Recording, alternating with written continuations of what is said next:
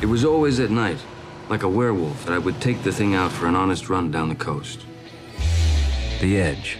There is no honest way to explain it, because the only people who really know where it is are the ones who have gone over.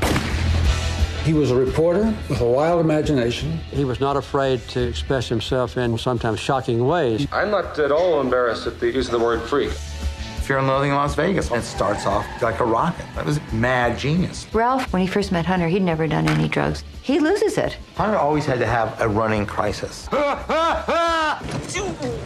over, I'm gonna kill somebody! Hunter saw guns as one of the great things in life. He liked the noise and the violence and the destruction. I think he was important in a literary way and also in a political way. Hunter was in Chicago, right in the midst of the gas and the beatings. I came with the idea that he should move to Washington and become a full-time correspondent. When he showed up at the campaign, no one knew who he was until he started publishing. Then all hell broke loose.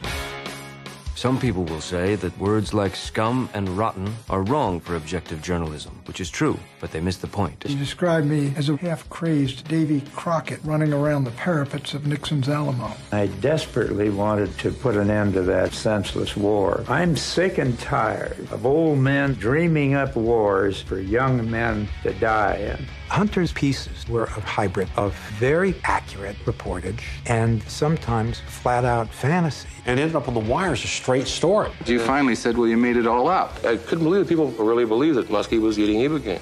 I never said he was. I said there was a rumor in Milwaukee that he was, which was true, and I started the rumor in Milwaukee.